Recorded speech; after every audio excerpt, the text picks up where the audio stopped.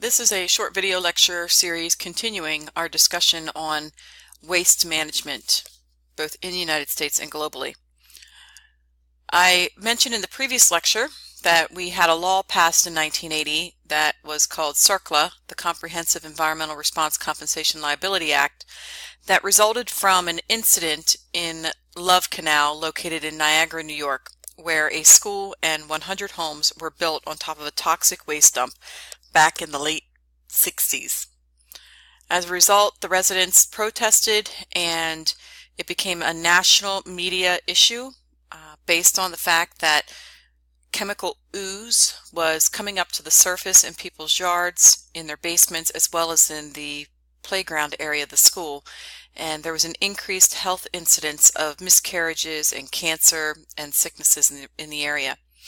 As a result of that incident in Love Canal, the federal government passed the 1980 CERCLA law in order to make sure that all potential sites similar to the Love Canal were inventoried to determine the potential risk to human health as well as the ecosystem. This 1980 CERCLA law is also known as the Superfund law. As a result of this law being passed, numerous sites were targeted for cleanup in order to reduce the risk to human health. As of 2017, currently there are 1,342 Superfund sites nationwide. Again, a Superfund site is any land in the U.S. that has been contaminated by hazardous waste and it's been identified by the EPA as a candidate for cleanup because it poses a risk to human health and the environment. These sites are placed on what's called the National Priority List or the NPL list.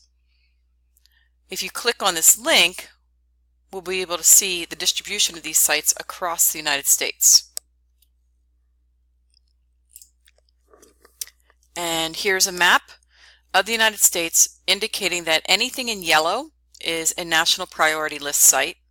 Anything green is a site that has been cleaned up and removed from the National Priority List since 1980, and any of the red are sites that are currently under investigation to determine the risk to the public health, and they will be proposed to be added to the National Priority List.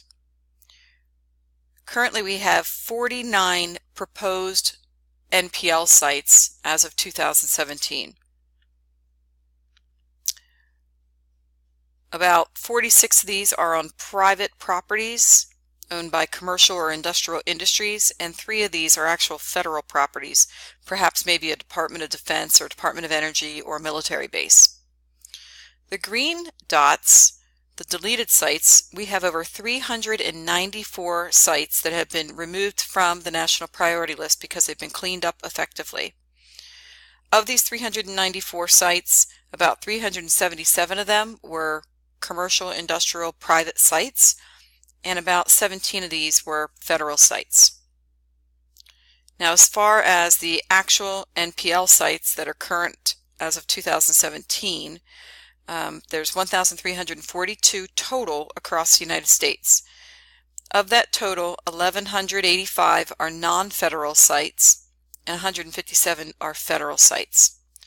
What's cool about this website is that we can zoom in on a particular region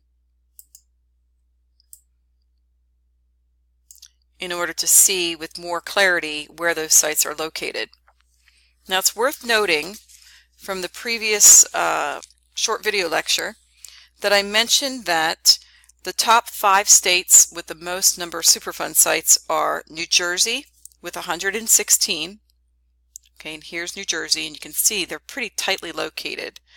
California on the West Coast with 98 sites, and Pennsylvania is ranked 3rd with 95 NPL sites. New York is ranked 4th with 93 NPL sites, and then you have Michigan ranked 5th with 69 sites. So those are the top 5 states with the most number of National Priority List sites which pose a risk to the community and the public health. Again, as you zoom in on Pennsylvania, we can click on these sites and find out exactly what's going on with them. So we have a couple here in Harrisburg.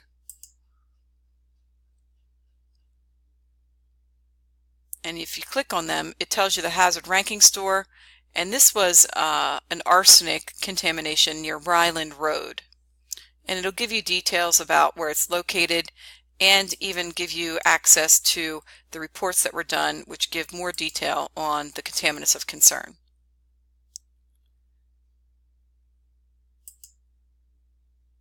The Elizabethtown landfill was an MPL site, or is currently an MPL site near Harrisburg. There's a site in East Mount Zion in Springettsbury Township, which is also an active priority list site. A gas plant. York Modern Landfill, which is located in York County. This is actually an operating Superfund site where they have an unlined landfill that's been capped, and they also have a sanitary landfill that's been constructed and operated. And the Navy Ships Depot in Mechanicsburg, Pennsylvania is on the Superfund site list. There's a green dot here for one that's been deleted, and this is Middletown Airfield, which is currently known as the Harrisburg International Airport. It used to be a former military base that dealt with the overhauling and cleaning of engines from airplanes, and they had some contamination issues that impacted the groundwater and soil for that site. So it's kind of cool. You can actually click on each dot to find out what was the name of the site and the details pertaining to the contamination of that site.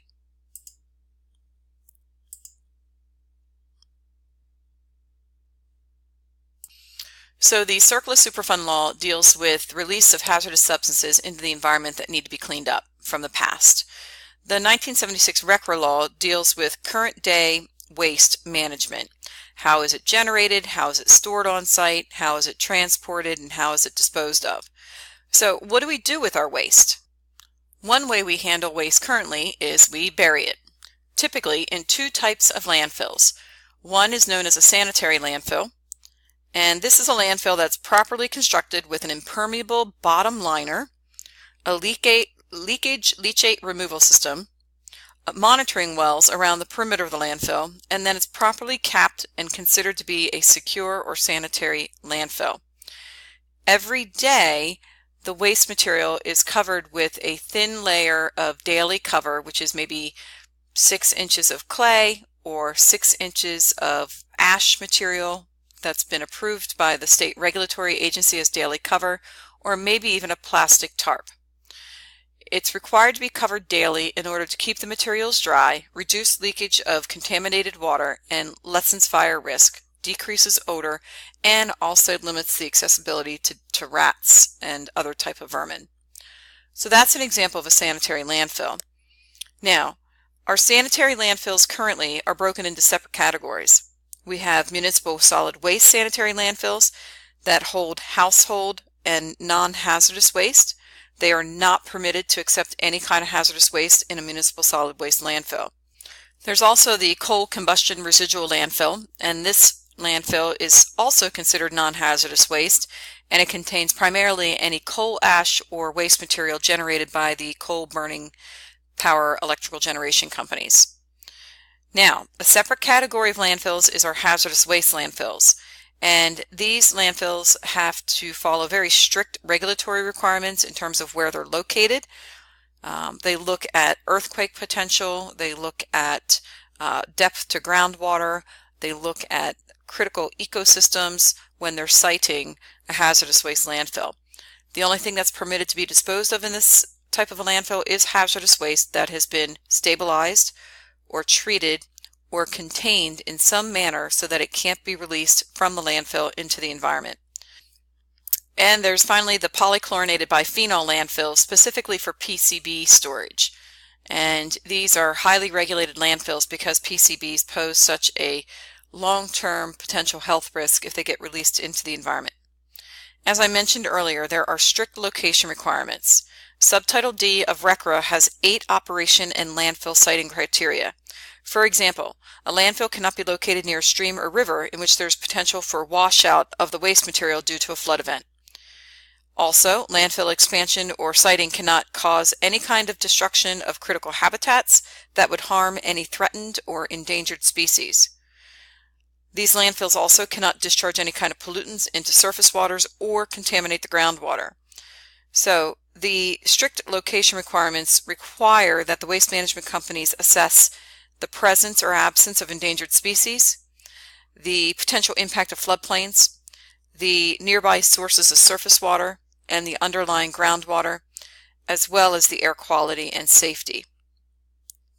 Because of these strict requirements, it has resulted in less landfills being built since this law was passed in 1976. In 1988, we had over 8,000 landfills. In 1991, we had 5,800 landfills.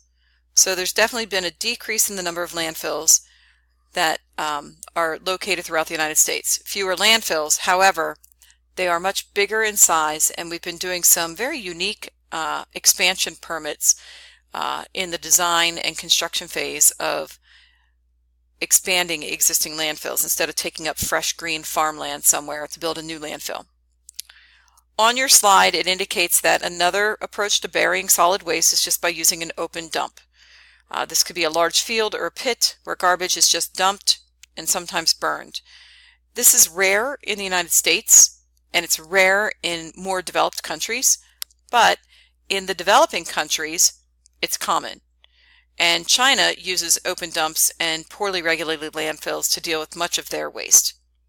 What we have found here in the United States is that many of our Superfund sites that posed a risk to public health were old open dumps that never had a proper liner system or a proper leachate collection system or a methane collection system. So in these developing countries, as well as China, these dumps are eventually going to come back to have impact on the environment, and these countries are going to have to deal with them because they're going to pose a health risk to the community. This is a diagram of a landfill that's considered to be a sanitary landfill and the components of the design that are required to qualify as a sanitary landfill. As water percolates through the waste mass, various chemicals can attach to the water and dissolve in it and get carried away in a process called leaching. The water with the chemical mixture in it is called leachate. So beneath the landfill, there's a series of leachate pipes, and here's a better picture. They're perforated pipes, and there's a multi-layer system of sand and gravel and liners that stop that leachate from leaking out of the bottom of the landfill, and instead it's collected via the pipe system and goes to a pump house, which then takes it to a leachate treatment system. At the leachate treatment system, it goes through a series of treatment processes in order to remove any harmful chemicals and bioorganic material, and eventually it's discharged to a nearby stream. Landfills produce methane as a result of the decay process of the waste mass. Methane's a concern because it could result in explosions if it accumulates and is ignited or there's a spark nearby. Over 20 homes at distances of more than 1,000 feet from landfills have been destroyed over the history of old town dumps and landfills, not sanitary landfills though. Also, the gas can seep to the surface and kill vegetation by poisoning the roots. So it's important that methane gas collection wells are installed, and they create a vacuum system on the waste, and it sucks the methane out of the waste material and takes it to some form of methane treatment center.